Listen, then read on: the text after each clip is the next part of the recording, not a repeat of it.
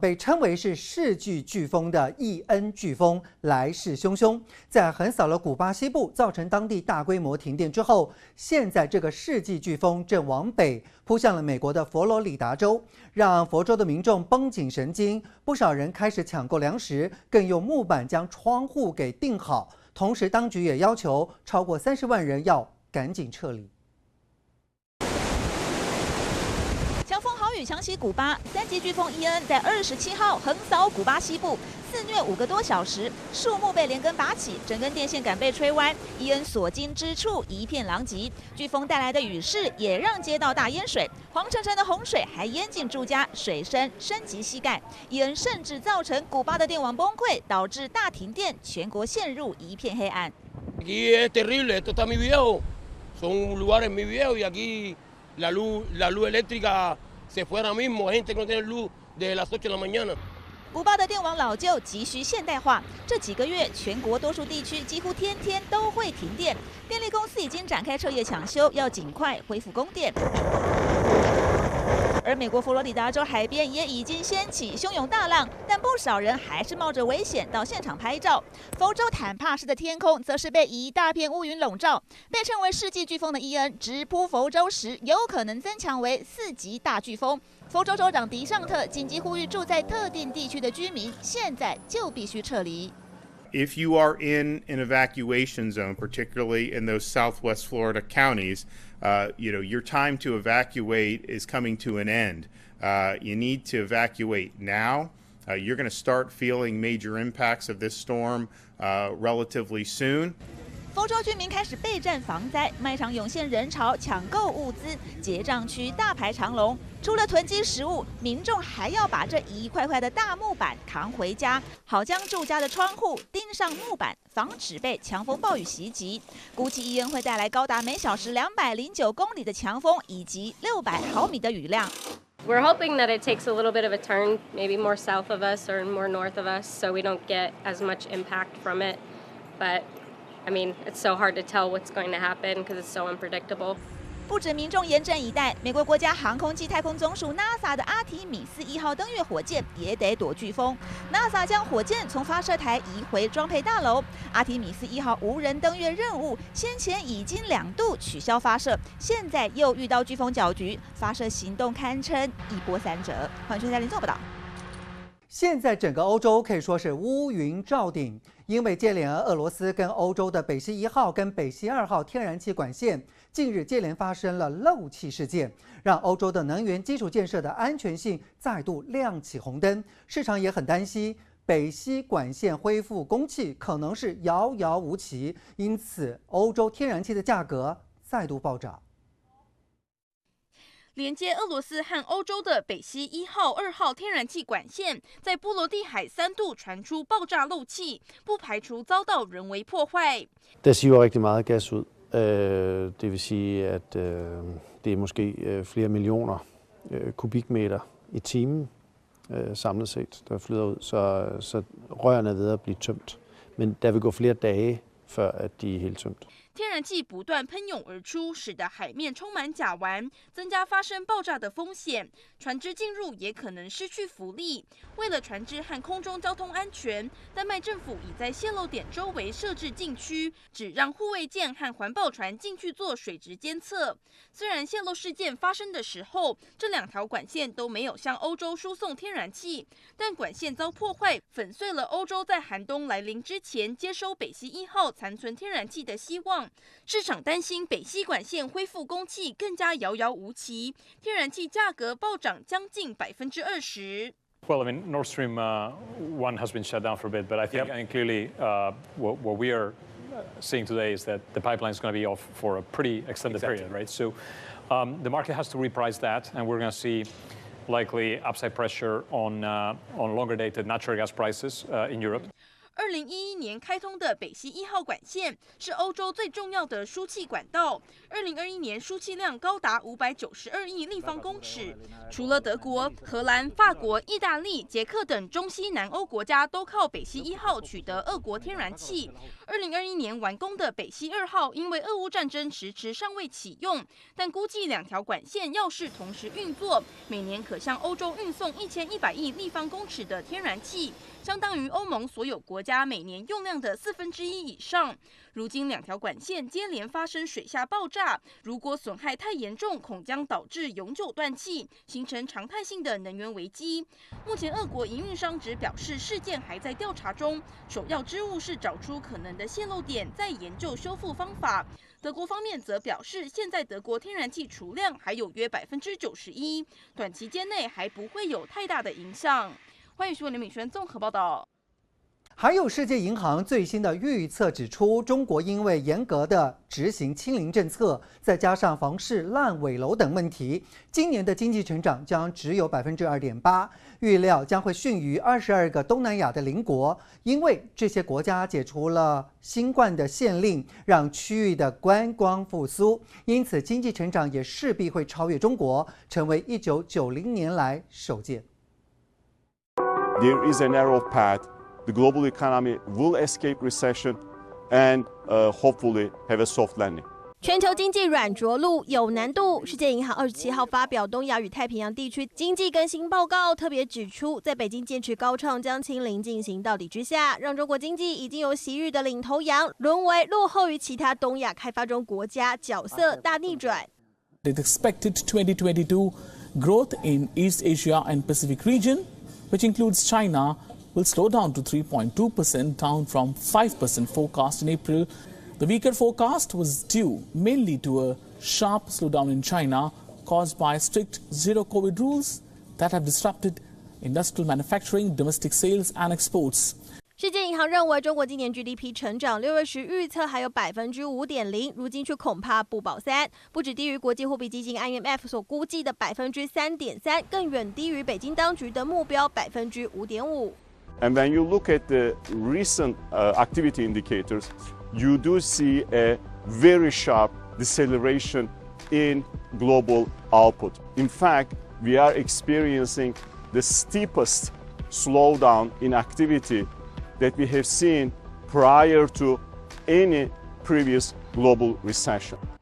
报告中没有纳入日本、南北韩、新加坡或是台湾，不过看好东南亚国家，因为解除了防疫限制，将会带动区域的观光复苏。泰国小幅上调，成长有望突破3%。马来西亚 GDP 成长率上修近1个百分点到6.4%，菲律宾也有6.5%，越南更是大增了近2个百分点，喜见7字头，有望跻身东亚的经济火车头。然而，对全球经济前景悲观的还有世贸组织。All the indicators are pointing to downside numbers. I wish we could have finished the revision, but we're literally in the middle of it, but it's not looking too great. 世贸组织秘书长伊维拉27号在瑞士日内瓦召开的年度公共论坛开幕式警告，由于气候危机、新冠疫情还有乌俄战争冲击能源和粮食价格等多重危机的相互碰撞，让他相信全球经济正朝向总体衰退前进，呼吁各国大刀阔斧振兴经济成长。欢迎新闻卢小平综合报道。社群平台 TikTok 又有麻烦了，因为根据了最新调查发现 ，TikTok 任意使用未满13岁儿童的用户资料，违反了英国的数据保护法，恐怕要面临9亿新台币的罚款。深受年轻用户欢迎的社群平台 TikTok 被指控未能保护儿童隐私，而违反了英国的数据保护法。相关部门对 TikTok 发出警告，可能会重罚2700万英镑，相当于台币9亿多元。Investigation found that TikTok could have processed data of children under age of 13 without appropriate parental consent and failed to provide proper information to its users in a transparent way.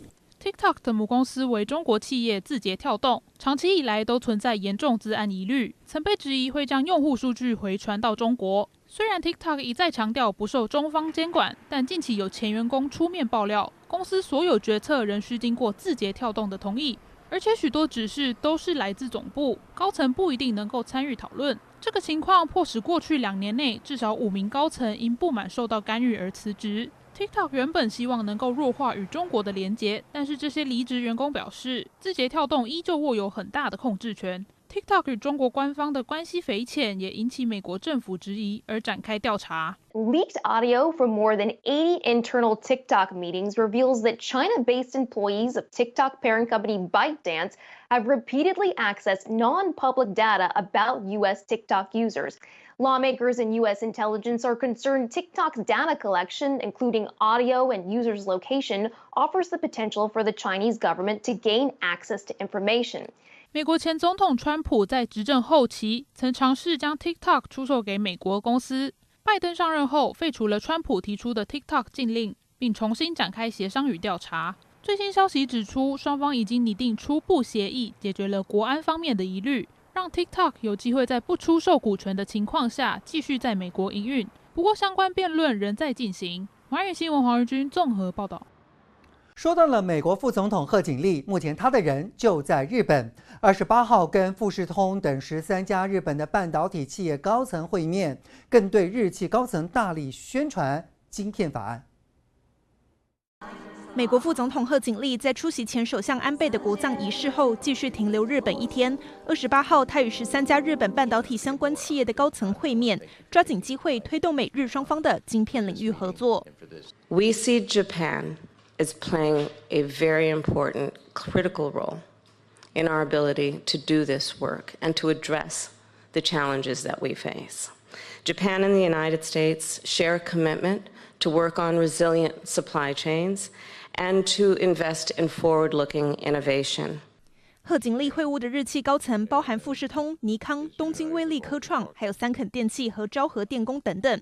他趁机对这些企业宣传美国晶片法案，提出制造中心分散的构想，谈论在美国投资生产半导体的奖励措施，摒弃单一依赖中国这类低成本国家的做法，也能够降低供应链中断风险。On the supply chain issue specifically in the early days of the pandemic, we recognized how we did not have a strong enough and resilient enough system to supply our basic needs. No, this is about building inclusive economic growth in each of our countries and building resilience to prevent disruptions in the future. 首尔经济新闻报道，由台湾与美日南韩组成的四方晶片联盟，已经在27号举行第一次工作层级的预备会议。拜登政府现在想大力挽留美国在全球市场的晶片优势。贺锦丽在日本的动作，也再度印证美方推动半导体本土制造的决心。寰宇新闻的千文综合报道。乌克兰境内4个俄罗斯占领区举行了入俄公投，27号是最后一个投票日。莫斯科选举官员宣称说，绝大数的选民支持脱乌入俄。俄国扶植的地区政府也宣称选举胜利，预计俄国总统普丁30号会正式宣布说，这4个地区成为俄罗斯的一部分。而对此呢，西方国家领袖谴责说，这一场公投形同骗局。美国国务卿林肯喊话，西方绝对不会承认俄罗斯兼并乌克兰的领土。欧盟更表示了，将对涉及非法投票的筹办者祭出制裁措施。将选票倒到桌上，开始计票。乌克兰境内4个俄罗斯占领区卢甘斯克、顿内茨克、扎波洛热以及赫尔松在27号完成入俄公投。莫斯科选举官员声称，有高达96%的民众支持并入俄国。俄国扶植的地区政府也宣称选举胜利。俄国媒体预计，总统普丁30号将正式宣布这些乌克兰地区成为俄罗斯的一部分。普丁更声称，莫斯科希望拯救这些地区的人民。Именно спасение людей на всех территориях, где этот референдум проводится, все это во главе угла находится и является центром внимания всего нашего общества, всей страны. 但看在乌克兰眼里，普丁蛮横的行为完全不合理。总统泽伦斯基更批评公投结果根本是莫斯科当局作票。На очах у всього світу Росія проводить відвертий фарс під назвою референдум на окупованій території України. Під дулами автоматів людей змушують заповнювати якісь там папірці для телекартинки. цифри нібито результатів псевдореферендуму були намальовані заздалегідь. 西方国家也指控这项公投是非法骗局，西方国家是绝对不会承认这4个地区是俄国领土。We and many other countries have already been crystal clear. We will not, indeed, we will never recognize the annexation of Ukrainian territory by Russia. 北约秘书长史托滕伯格也发推文抨击，这是个公然违反国际法的假公投。另外，乌克兰当局敦促欧盟对俄罗斯实施经济制裁。欧盟也表示，将对涉及这些非法投票的筹办者祭出制裁措施。Vraiment parce que nous avons dit qu'il y aura conséquences à toutes les personnes qui participent dans cette référendum illégal, illégitime, mais nous ne voulons pas commenter le processus de la préparation de la liste des sanctions. 欧盟27个成员国正在慎重讨论是否为此对俄罗斯采取新的制裁措施。不过，任何制裁措施都必须获得欧盟全体成员国的同意。多数欧盟成员国认为有必要做出严厉回应。尽管与俄罗斯关系友好的匈牙利总理奥班对实施更多的制裁提出质疑，但不管如何，欧盟已经坚决表示不会承认俄罗斯的公投结果。欢迎新闻孙颖玲综合报道。为了躲避军队的征召令，现在逃离俄罗斯的民众，您从画面上也看到持续在增加，包含了乔治亚、哈萨克、蒙古等几个邻近国家都不断出现来自俄国的人潮，边境管制站现在也排满了排队的车辆。那普丁的心腹俄罗斯前总统麦维德夫呢，还继续在升高这个紧张情势。他表示说，莫斯科当局有必要就会在战场上动用核武，并没有在虚张声势。山谷间的公路被车辆塞满，前进的速度实在太慢，车阵中的民众心浮气躁，还一度爆发口叫。这条从俄罗斯前往邻国乔治亚的路线，车潮队伍绵延20公里。自从俄罗斯总统普丁下达军事动员令之后，就出现了大量俄国民众，宁愿卡在车阵或是边界关口等上整整3天，也决心要逃过国家的征召令。Люди, которые против режима, которые как бы не готовы идти, то есть они готовы воевать. Если идет война за правду, за война, как это война, которая была бы справедливая. То есть, когда ты защищаешь свой дом, это справедливо, да, ты идешь, тебе не страшно. Когда ты идешь на изначально глупую войну, убивать своего брата, это война ни о чем. И поэтому люди уезжают от этих, как бы. 俄罗斯人锁定周遭几个免签证国家出逃。截至27号，乔治亚迎接的俄国人数已经攀升到每天大约1万人。而拉脱维亚宣布边界3个城市的紧急状态，下令加强对俄罗斯公民的入境检查。哈萨克政府表示会照顾因为绝望而逃离的民众，果真让边界城镇涌现了俄罗斯人潮。至于在乌俄战中采取中立的蒙古政府，也是俄国人的逃难目的地，边界管制站同样大排长龙。 На русской границе, когда мы еще стояли у границы, вот вышел один парень, сказал, что его не пустили из-за того, что задавали какие-то вопросы, якобы поедет ли он защищать родину, типа, что он будет делать, может ли у него кто-то принять повестку дома, и все в этом духе. Но вот развернули, мы выдали ему запрет на выезд за границу. 普丁在27号谈到农民们在被莫斯科当局征召的民众里头需要格外关注。 Хочу обратиться и к главам регионов, руководителям сельхозпредприятий. В рамках частичной мобилизации призываются в том числе и работники сельского хозяйства. 普丁表示，俄罗斯在2022年的谷物收成量有望创下新高，但是有部分农民因为要从军，会让明年的收成产生风险。普丁的盟友，也就是俄罗斯前总统麦维德夫，更是呼应国家动员令，表示莫斯科有权利动用核武自我防卫，还声称就算核战发生，以美国为首的北约组织会因为害怕而避免参与冲突。麦维德夫强调，俄罗斯不是在虚张声势，毫不含糊地升高核战威胁。环宇新闻刘庆文综合报道。 俄罗斯更指控有一名日本外交人员涉及间谍活动，列为不欢迎人物。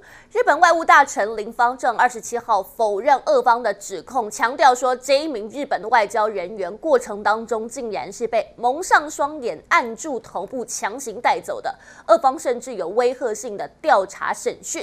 日本现在呢，除了表达严正的抗议之外，也要求俄方道歉，以及防止类似事件再度发生。在俄罗斯的一间日本餐厅内，一名长发女子疑似把文件交给日本的外交人员，而俄罗斯当局宣称这一段影片内容就是间谍资讯的交易现场，并且在俄罗斯远东城市海参崴当场逮捕了这一名日本外交人员。ロシアの法律を違反することを分かってますか？今分かりました。27号，莫斯科当局更宣布这一名日本外交人员是不受欢迎人物，下令他在48小时内离境。不过，日本方面随即回呛，认为俄罗斯的指控是子虚乌有，对于拘捕过程更是深感遗憾，无法接受。同僚次官は終始目隠しをされたまま、両手及び頭を押さえつけられた、身動きが取れない状態で連行された上で、威圧的な取り調べを受けており。当該会員は現在は拘束をされておらず、健康状態にも問題はないとの報告を受けています。安全を最優先する観点から28日までにロシアを出国する予定であります。而日本外务省27号也召见了俄罗斯驻日大使格鲁金，表达严正的抗议。除了要求俄方正式道歉，并且防止事件重演之外，也表示日本政府有必要采取相应的措施。然而，26号岸田的内阁会议中才正式决议要向俄罗斯追加制裁，引发揣测，这回日本领事馆人员遭到俄罗斯拘留，可能是俄罗斯的外交报复。晚新闻卢巧平综合报道。北溪天然气管线经由波罗的海将俄国的天然气运往欧洲，但是北溪1、2号却同时发生了漏气事故，引起各国政府的关切。瑞典呢，在27号表示，管线很可能是遭到人为的蓄意破坏。波兰甚至提出，不排除是俄罗斯发动攻击所造成的管线损坏。现在几个漏气的地点周围已经设立了船只禁航区，各国也会持续追查事故真相。海面上有大范围海水翻滚，夹带着气泡，形成了明显色块。现在北溪1号跟北溪2号这2条天然气管线漏气的程度已然肉眼可见，大量气体从海底浮出水面，范围从直径200公尺到1公里不等。波罗的海底下2条输气管总共有3个位置在同一天损毁，实在是有蹊跷。丹麦跟瑞典政府在27号召开记者会，表示管线有爆炸过的迹象，很可能是人为蓄意破坏。Vi har svenska uppgifter, men också tagit del av uppgifter i våra kontakter med Danmark.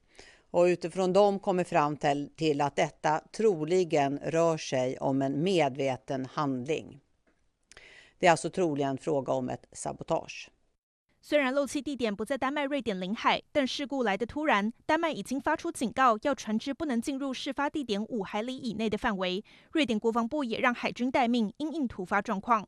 这起罕见意外也引起各国政府关注，甚至勾起了是俄罗斯在背后策动的阴谋论。We are not in a position to reject the notion that this could be an element of Russian hybrid war against NATO. 乌克兰政府也直截了当表示，北溪管线的气体外泄就是俄罗斯策划的恐怖攻击，也是对欧盟侵略行动的一部分。不过，克里姆林宫也声明，这事关整个欧洲大陆的能源安全，俄方十分关切。Действительно, значительно упало давление. Но это совершенно беспрецедентная ситуация, которая требует срочного разбирательства. Мы чрезвычайно обеспокоены этими новостями. 尽管北溪2号还没开始正式运转，但管线里面已经有天然气存在。现在这2条输气管都暂停向欧洲输送天然气，漏气事故对于已经严峻的能源危机俨然是雪上加霜。环宇新闻刘倩文综合报道。目前西太平洋有3个热带系统在活动，其中诺卢台风已经登陆越南的中部，预估会持续深入中南半岛陆地。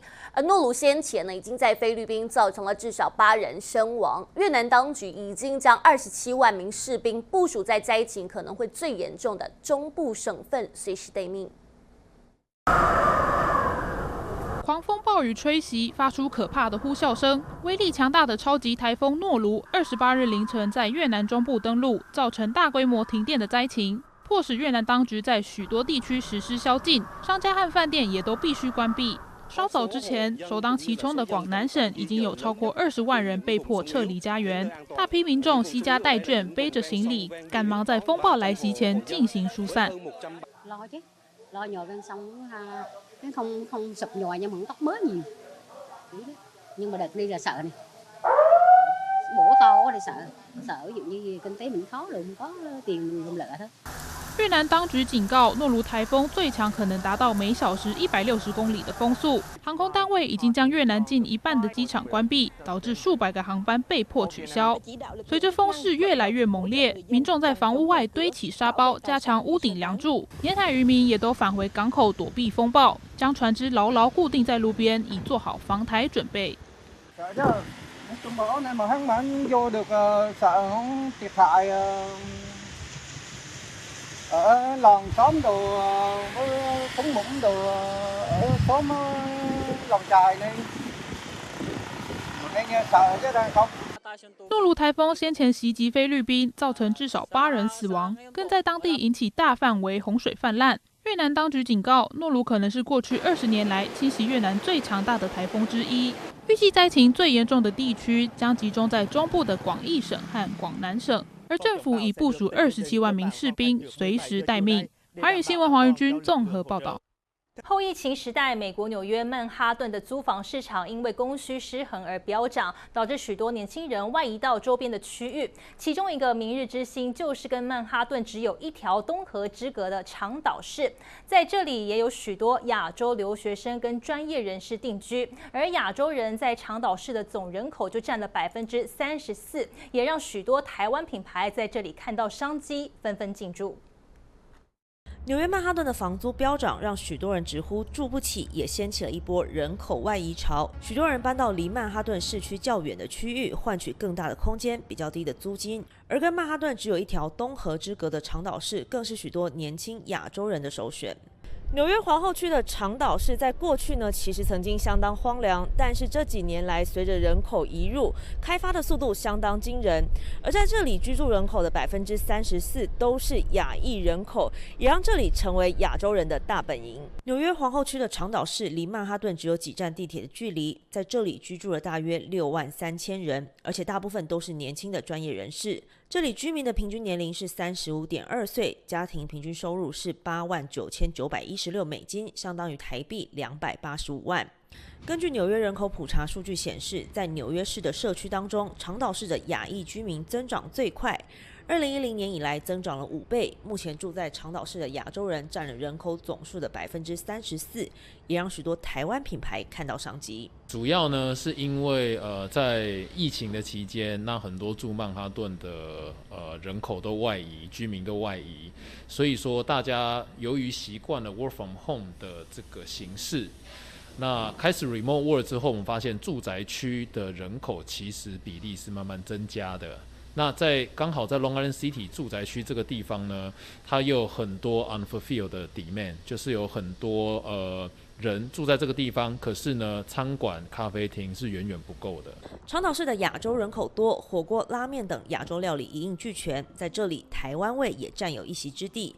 在复合空间里有珍珠奶茶、雪花冰。业者表示，开幕以来亚洲人顾客的比例大约占了1半左右，也显示美国人对台湾口味的接受度已经被打开。In this area, like 6, and then in New York, like over 30. We just moved from LA, so we have like a lot of boba there, so it's nice to see more here.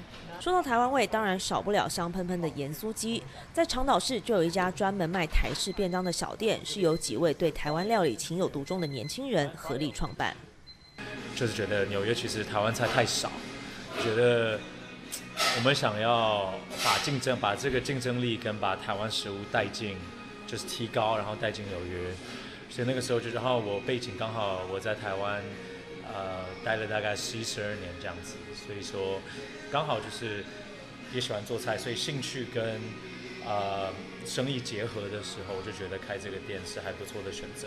香喷喷的现炸盐酥鸡，好吃够味的排骨饭，把这些道地台湾味带进长岛市的是3位美籍亚裔年轻人，而他们的共通点就是热爱台湾美食，也想把台湾美食文化带进纽约。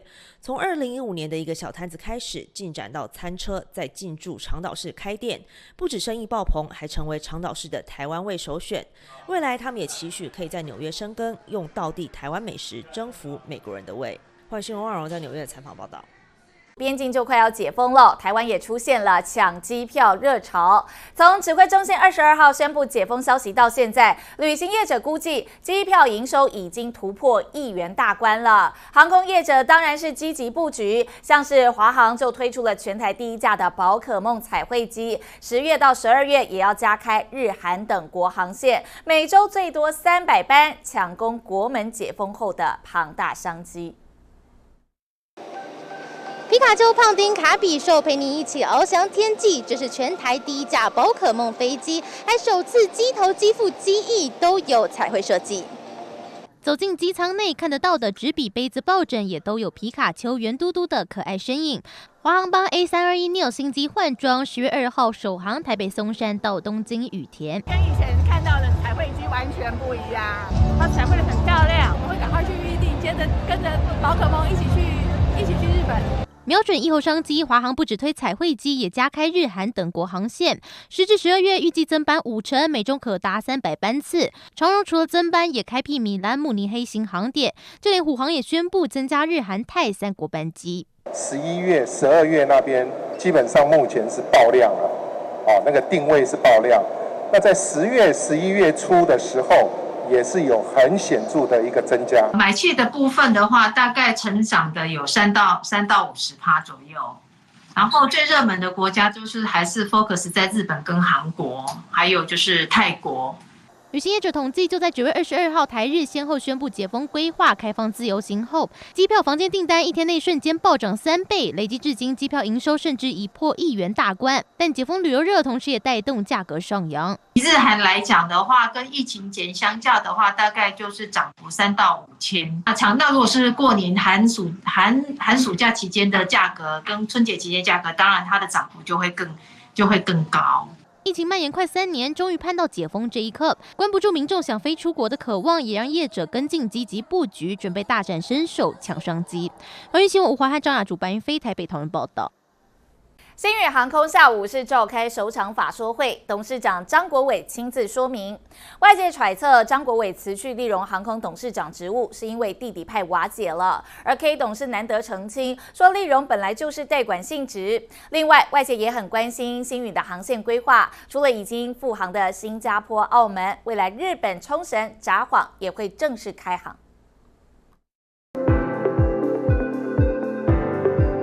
准备冲日本拥抱疫后旅游潮，光是近期星宇航空就推出10多个宣传广告，就是为了这一刻。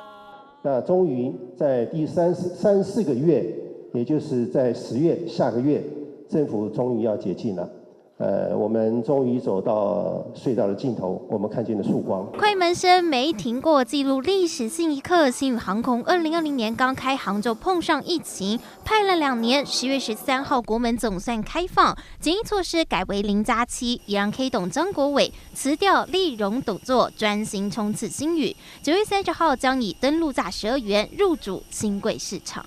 其实立荣航空本来就是一个独立的个体嘛，我从4月受到首长的这个委托了，所以我那时候就说过了，立荣是代管的形态，并不是说像记者讲什么这弟弟派瓦解了啦，那是都骗话出来了啦。K 董27日刚辞去立荣航空董事长职务，引发诸多揣测。没想到张国伟直接在法说会上公开说明家族纷扰，不让外界模糊焦点。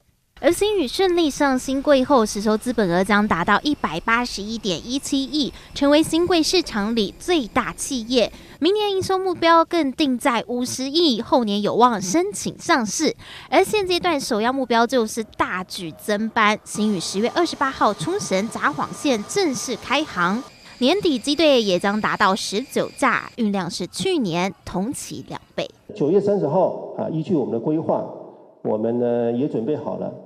我们准备做新贵的一个挂牌上市，我们不管在人员的准备上，我们准备好了，包含了我们呢占地15000平的运筹中心。尽管星宇开航以后已经累积亏损超过95亿，但有了边境解封利多，张国伟有信心明年转亏为盈，5年内打平亏损，翻开疫后新篇章。环宇新闻庄品达、陈品珍台北采访报道。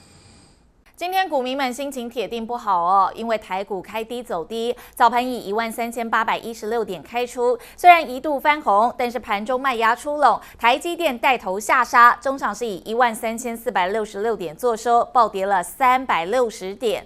国安基金也赶快喊话，说会稳住股市，但是在全球升息浪潮之下，挡不住外资出走潮，光是今天外资就到货了120亿元，研调团队更示警了，明年台湾经济成长率恐怕只剩下2.7%。又是绿油油一片，台股没有最低，只有更低。28日先以小跌9点开出，盘中传出苹果放弃 iPhone 增产，拖累大盘指数跳水跌近300点。电子全指股带头下杀，中场暴跌360点，失守13500点关卡，收在13466点。创下22个月波段新低，也跌破国安基金护盘进场点，让股民真的好崩溃。台股连日下滑，主要的原因是在于市场担心全球景气下滑的压力扩大。未来 FED 到年底都还会持续升息。那国安基金的部分，其实在过去这几天也都有进场，针对像台积电这样的一个全指股来做点火。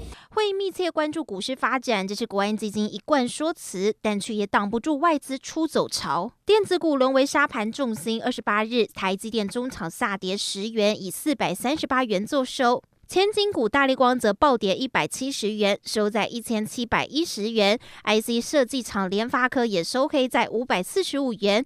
台股从年初18000下坠至13000，因为金融环境动荡，加上美元持续强势，有专家就示警，明年新兴市场恐怕比2008年金融海啸还要严重，更让台湾经济前景蒙上隐忧。对今年的这个经济成长率预测是3.2%，那较上一次预测值3.4再进一步下修。主要原因因为台湾是出口导向的市场，明年的经济成长率2.7%，比今年的经济成长率又稍微再低一点，而且明年我们认为可能没有办法保3。美国联准会带头升息，从央行再到各大研调机构纷纷下修台湾明年 GDP， 恐怕不保3。在升息浪潮下，还没扑灭通膨气焰，反倒先浇熄复苏火苗。环宇新闻庄品达、陈品珍台北采访报道。为了避免周玉蔻争议冲击选情，陈时中阵营除了祭出3不原则，今天陈时中还和儿子陈彦安合体上网络节目专访，父子2人的互动果然是成功创造话题和流量，吸引超过12万人在线上收看。他也回击对手蒋万安，不要再影射他跟周玉蔻的关系了，政治人物要注意口德。揭晓。陈时中上网络直播节目，儿子陈彦安担任神秘嘉宾，两人难得同台，更畅谈父子情。我们很像朋友，可是的确爸爸有很多公务领域的事情要忙，所以在我成长过程中，可能就是爸爸在回家以后，就算很累，还会陪我们聊一下天啊。被问到是严父还是朋友，儿子这回答让一旁的陈时中听了很满意。父子携手上节目，线上即时观看人数一度突破12万人，更直球对决周玉蔻引爆的争议。好，支持周玉蔻票投陈时中，那不支持周玉蔻也可以票投陈时中啊。打出父子牌，除了转移周玉蔻争议，还能补强最弱的年轻族群。陈时中要化危机为转机。积极跑基层拉选票，也没忘了回击对手蒋万安，酸他跟周玉蔻是小两口谈情说爱，让他不以为然。所以我们希望大家不要这样子去转移相关的一个焦点。那有一些候选人也要注意自己的口德了哈，因为口德也代表自己的一个品德。影射什么小两口啦，这些都是没有口德的事情嘛。反批对手没口德，呼吁选战焦点回归市政，要把周玉蔻争议的冲击努力降到最低。换线江博伟、宋芷莹台北采访报道。另外，访台第3天的美国前国务卿庞佩奥，今天和总统蔡英文2人共同出席世界台湾商业联合总会活动。庞佩奥说，台湾跟美国分享了很多重要的价值，强调美国政府会是台湾的好伙伴。而蔡英文除了感谢台商在全球的努力，也感谢庞佩奥再度访台，期许未来台美之间有更多的交流合作。Mr. Pompeo, welcome. 美国前国务卿庞佩奥一上台就响起了热烈掌声，与总统蔡英文亲切握手，这是两人半年来2度见面。We should never let the Chinese Communist Party or its sympathizers forget who the white at is here, who the good guys are. We should never forget who's threatening. It is not the great people of Taiwan. It is not the United States of America. 谢谢他们对台湾的重视与支持。在世界台商联合总会年会开幕式，800多名台商与会，庞佩奥用实际行动相挺台湾。访台第3天，庞佩奥离台前最后一个行程是在这里。特地到台南归仁的阿勇师庄园，与台南市长黄伟哲、前外交部长陈唐山等人午宴。今天来到台南，当然不能放过他，很多台南好吃的东西。所以黄伟哲做东，一整桌澎湃道地台湾味，包括龙虾吐司、金钱饼、挂包等，统统摆上桌，要让减肥有成的庞佩奥好好品尝台湾滋味。It's wonderful to be here. This is an opportunity to talk about the things that grow economies that make our nations prosper.And the work that we can do together to make it so.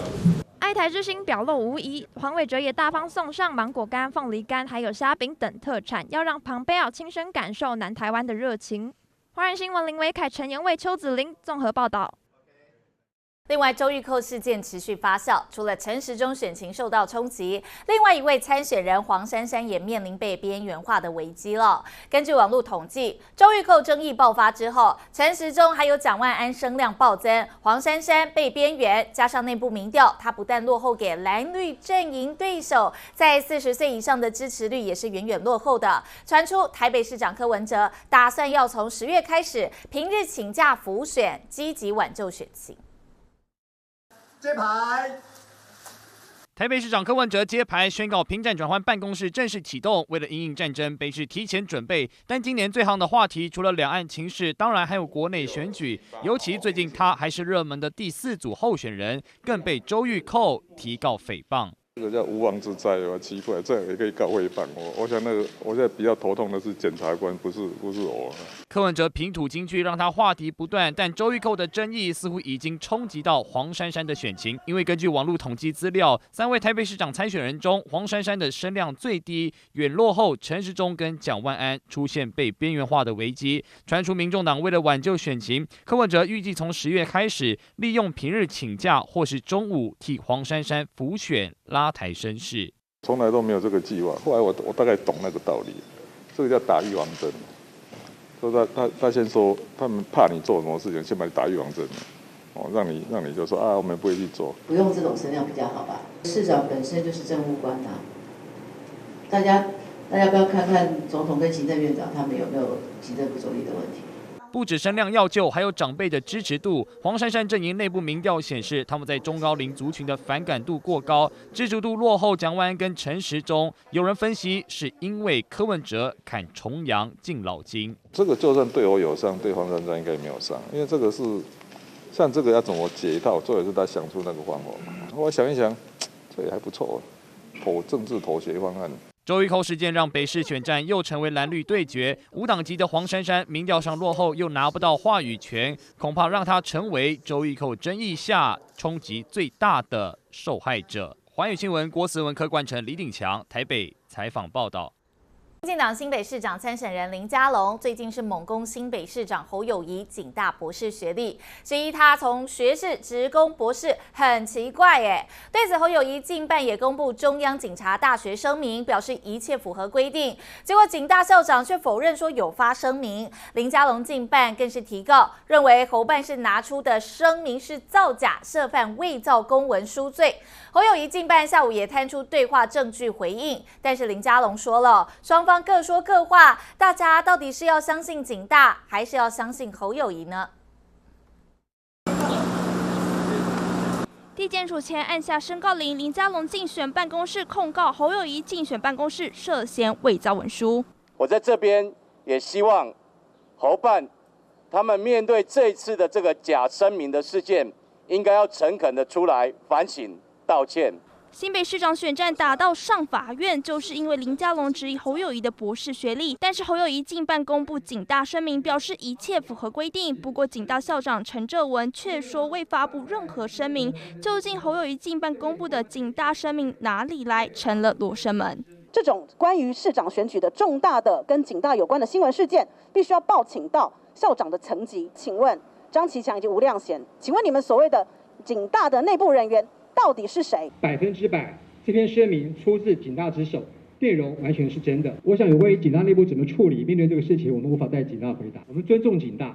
林佳龙、侯友宜阵营双方各说各话，不过警大校长陈浙文再度强调，警大没有发任何声明，让林佳龙再度质疑侯友宜阵营公然造假。一定双方有一方面是错的嘛？那到底要相信警察大学的校长他们的发言呢，还是要相信侯阵营？侯友宜学历成了新北市长选战焦点，到底谁对谁错，就交给司法调查给答案。欢迎新闻科冠城、江博伟、宋芷莹新北采访报道。周玉蔻原本要去提告蒋万安跟柯文哲，临时宣布取消，改由律师代替递状，同时向主持的电视和广播节目请假，要等到10月10号才会重返荧光幕，让台北市长选战回归正轨。不过蒋万安是非常不以为然哦，呼吁周玉蔻应该要诚心向被他伤害的人道歉。柯文哲更是酸溜溜说，周玉蔻会一夜神隐，就是被民进党利用完就丢了。他们把我访问陈时中的影片，全部做成那种男女的东西，然后还配音乐，还配红色的心，然后很恶心的。讲到一半直接泪崩，媒体人周玉蔻在自家节目谈到最近不断被蓝白抹黄跟陈时中的关系，情绪就溃堤。原本28号要去地检署状告蒋万安跟柯文哲，却临时取消。周玉蔻经营的媒体在28号凌晨临时公告取消提告记者会，改由律师递状，就连主持的广播跟电视节目都请假，预计到10月10号才恢复主持工作，将神隐超过10天，声称希望让选举回归正轨。不过被他提告的蒋万安再度怒呛周玉蔻的道歉毫无诚意。我不畏惧这种为了护航陈时中而进行的恶质选举操作手法，我也呼吁周玉蔻女士尽快跟被她伤害的人诚心道歉。被民进党利用完了就把它丢掉，用网军跟名嘴治国，一定会遭到报应。你们就不信了？现在就是报应的日子了。不过周玉蔻一夜之间从广播节目到脸书通通消失，让外界惊讶，成功止血。周玉蔻的事件确实造成选情的伤害，但是是不是有这个民进党高层去说明也好，或者说去拜托，或者是去恳求，那让蔻姐能够这个稍微休息一下？我想这个我当然不会清楚，但是我想这个也许蔻姐就是体谅一下这个绿营的朋友的压力哦。不论是否有绿营高层介入，周玉蔻选择神隐避风头，都让争议暂时画下句点。更有大数据学者发现，绿营网军在进化，同时熄火，避免制造更多争议。这场风波最后谁得利，恐怕还是未知数。寰宇新闻郭思文、江博伟、宋芷宁、李鼎强台北采访报道。寰宇全世界2.0，超高知识含金量，紧扣全球局势变动，提前掌握国际趋势。寰宇看东亚，日流专家在线，挖掘东亚热点议题，全台唯一中日韩震惊分析，看见新东协，盘点东协关键经济指标，研判企业布局策略，探索新南向无限商机。寰宇新闻台晚间9点战线，开启国际视野，强势登场。